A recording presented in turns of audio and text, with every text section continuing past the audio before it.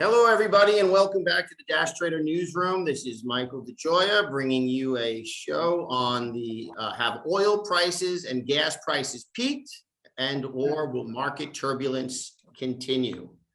And obviously, I'm Michael DeGioia, Director of Educational Services here with Dash Trader, and I'm joined by my co-host Jill Molandrino, Global Markets Reporter at Nasdaq. Jill, how are you? Good, and literally at Nasdaq today. Yes. Nice to be back in studio.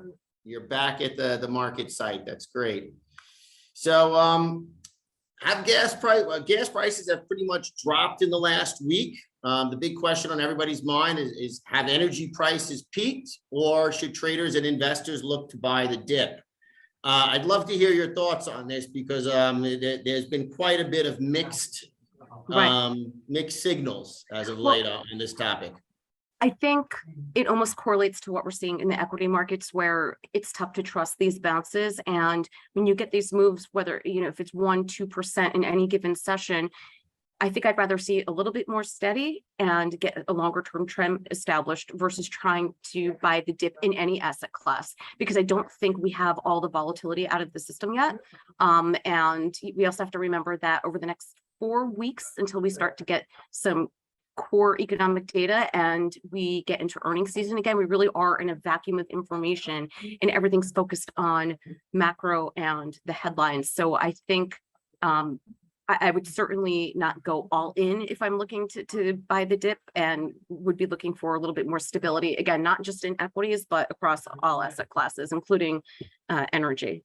Yeah, so the headwinds for energy are still up, right? If you look at the general headwinds, we still have too little refining capacity. So obviously that creates a reduction in supply, and there's obviously still fairly high demand. Possibly maybe the demand has dropped off a little bit, or the fear over the demand with the concerns, the more widespread concerns of a coming recession. I think that might have dropped or affected the gas prices a little bit. But certainly it's 4 months in and the war in Ukraine continues to rage on. So there's a lot of headwinds that still indicate that gas prices may yet go higher from here. But at least for the near term, they've kind of come back a little bit. And I think that's a good thing for all of us, to pay a little bit less at the pump. But at the same time, I don't necessarily know if prices have peaked. Would you say that you're kind of in the same? Well, it's interesting, Mike, and I had this conversation with another trader this morning, and what's at record levels is heating oil. And you would think to yourself, why is heating oil expensive now? In the Northeast, it's the summer here. But when we started looking at the prices for the Northeast, as an example, a lot of homeowners have oil heat, which means that it has to get refilled probably twice a winter, typically looking at anywhere from $1,000 to $1,500.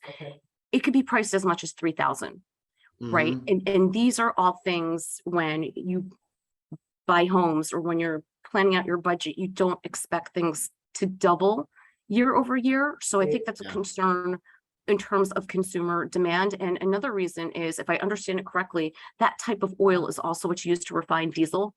And that's why diesel is incredibly expensive because of the cost of heating oil. So it's, I guess if you're long some of these, you're still in a good spot considering how they've moved so much this year. But for the consumer, it of course is going to trickle down. Yes, absolutely. That brings us to the next topic of concern, which is the potential chip shortage. And Intel expects its new chip factory to be delayed. Obviously, we've also heard the news that Tesla's mega factories are all bleeding cash, which is not surprising to me. But obviously, the delay in the new chip factory for Intel certainly means that the chip shortage will be around for some time. Regardless of what happens between China and Taiwan. So what are your thoughts on the overall chip shortage and the latest news about Tesla and its factories bleeding money? Yeah, Tesla, I know Elon Musk was making comments about his European factories and the cost that's associated. Sometimes it's hard to judge with him because, of course, hyperbole is part of his strategy, if you will. And I would imagine when he was building these factories that understanding the cost structure and how expensive these things can be had to have been part of the conversation. So it just kind of seemed like an outlier, his comments today. So I don't really have much to say on that. As far as the chip shortage, again, we rely on chips so much day to day, whether we realize it or not. And those costs and delays will eventually, pass down. We know that's why it's so hard to get new cars these days because of chip shortages. We live essentially, the Internet of Things. We are constantly connected. So I think, even besides what that means for Intel's inventory, what it means for us is another story. Yeah, absolutely. I totally agree. It just seems like things will continue to be delayed, and obviously I think the chip shortage really affects products, and certainly a car like a Tesla has thousands of chips, and part of the reason those factories are bleeding money is they don't have the chips to put in the cars to finish the cars. So you have these big massive factories and they're not doing anything because they're waiting on chips or they're waiting on other things. So this is a problem that just keeps getting exacerbated as time goes on. So the big question on everybody's mind, obviously this year's market performance has been abysmal. I mean, it's probably the worst market in the near-term recollection of everyone, except for that brief period of time at the beginning of the pandemic in 2020, when the markets pulled back. I think it was like a total of 36 to 35%. So what are your thoughts going into the rest of the summer and to the rest of the year? Because certainly my summer has been incredibly busy. I'm sure your summer has started off pretty busy. What are your thoughts on all this? Yeah, we kind of look forward to the summer lull. I don't think we'll see that. And not only in the markets, I think there's a number of reasons. It could be somewhat of a volatile summer, but that's a conversation for another time. I think, the question is, have we capitulated? And it was a little bit different when, even if you look at the vol markets, Mike, you and I are constantly talking about levels that we saw in the VIX in 2020, what we saw in the financial crisis, what we saw in the dot-com boom. We had this massive spike. And then it came down, right? We were looking at levels, 70, 80, 90 during GFC. And then, of course, for the pandemic. And then they normalized again. I think the fact that we're staying steadily 30 and higher, while not at the 80 level, but we've been in a prolonged period of time within that range, and our historical average is what, 15, 16. I think until we start to see that come back down and we don't have these massive rips or dips that we could either be in a sideways to somewhat volatile market. We just haven't seen the vol complex come in enough yet for me to feel comfortable that we're exiting the bear market just yet. I hope I'm wrong, but I think this summer's we're gonna still see some chop. Yeah, so I'm gonna go through this a little bit more when I go through the market analysis and look at the charts.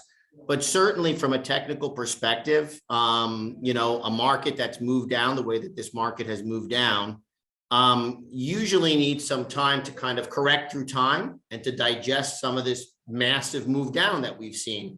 So we're probably going to have some, small spikes and then dips and then spikes and then dips, but the roller coaster will continue probably for the duration of the summer, very, very responsive to news.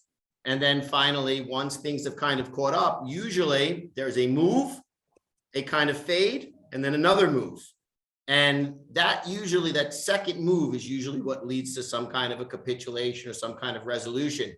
Now, that doesn't mean that you can't have three moves, right? You can't have one down, another down. Like it can't continue for a longer period of time, or it could certainly reverse. But the odds are that we are not finished, that there's been, at least from what I've seen, there's been no indication of a capitulation, no indication of an exhaustion. In fact, all the headwinds are for potentially a lower market. But as we'd all like, at least for right now, we have a little bit of a calm in the storm. So yeah, that's what I'm seeing anyway. Well, Jill, thank you so much. I'm going to jump to the charts. It's always a pleasure to see you. All right. Sounds good. Have a good day, everyone. Great to see you back in New York in the market site. All right. Thanks, Mike. We'll have to get you here soon. All right. See ya. Bye-bye now. All right. So let's take a look at the charts. I'm just going to switch to the charts right now. So I think the daily pretty much says it all.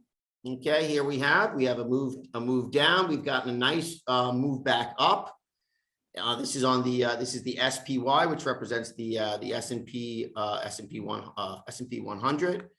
So here we have the move to the lows, the big sell-off after the Fed announcement, and then we have moved up 4 days off of our lowest low, which is around the 365 area, and we've come back up a fair bit. We'll probably make a move a little bit further to the upside, as we have certainly put the brakes on, but we have not. I'm just going to draw some lines on here on my charts. Okay, I'm going to draw some lines here. Okay, here we go. So we got certainly a move back up to this channel, to the high of the channel as a potential area. And certainly if we were to draw this to the right here to 411, somewhere in that area, that'll probably be the area of ultimate resistance if we do get a move to the upside. And then this area is going to be pretty difficult to negotiate. Let's take a look at the diamonds. Okay, so here are the diamonds. It's pretty much the same story all over again. We have a move to the downside, a move off the lows. Here we have the QQQ. The QQQs is certainly, it started to move down, and this is evident in the chart that it's made a low and a lower low. Certainly the range is tighter.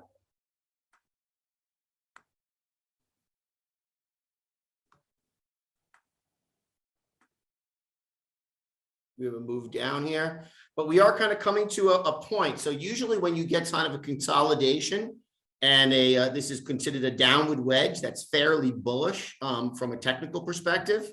So you get a move down and a consolidation through time. And then obviously you can see here, this is the point of control as indicated by my volume on price charts. And then let's take a look at gold. We call the gold the old man. Gold had made a big run up at the start of the Ukraine war. Since then, we've kind of gone flat and dead. Gold prices put in a bottom, at least we put in a low and a higher low, but we haven't really gone anywhere. So that's not strong headwinds for gold for the moment. Silver tends to mirror gold. GBTC. GBTC is the ETF that follows the the pattern of it's the Bitcoin and Ethereum ETF. This is just for Bitcoin, GBTC, which is an ETF that follows Bitcoin. It's come in quite a bit. ETHE, which is the one that tracks Ethereum. Ethereum also showing a lot of relative weakness to the tech market, which is what it's been following as of late. Let's take a look at some of the oil stocks like ExxonMobil. So the big drop in oil prices have certainly impacted the price of ExxonMobil, which had made a tremendous run to the upside. And we got one more. We got ExxonMobil. And I want to take a look at USL. Okay, so here's USL. We've made a big pullback. We've got a reversal. This is the breakout zone. And this is actually extremely technical. We made a bull pennant. We broke out of the bull pennant, and then we've pulled back to the area of the breakout. And now we could potentially go higher. So I do think that we've probably washed out in this latest move down that we've had on oil prices. And then UNG, which is natural gas, tremendous pullback on natural gas. In my opinion, it's probably a good idea to buy this dip, although you don't ever want to buy any dip until you've seen a real stop in the price movement. We want to see that the prices have stopped falling and they have leveled off before you want to take any kind of, buy the dip kind of action in the oil and natural gas sector. And again, you need to go longer term because certainly you could get a little reprieve. A deal gets made with Saudi Arabia, a deal gets made with some other country. And certainly that'll affect the prices of oil and natural gas going forward. All right, let me switch back to my main screen here and wrap things up. Okay, I think everything is good. Hopefully you're seeing the main screen here. So that's it for market analysis. Stay up to everything, stay up to date with everything related to Dash Trader. Sign up for our monthly newsletter and emails. Simply fill out the form at the bottom of our webpage at www.dashtrader.com. Subscribe to our YouTube channel at Dash Trader TV for getting updates and reminders of the Dash Newsroom. And certainly follow us on all of our social media outlets, which is LinkedIn, Twitter, Facebook, Instagram, etc. So thank you very much for joining us, and see you in 2 weeks. Bye-bye now.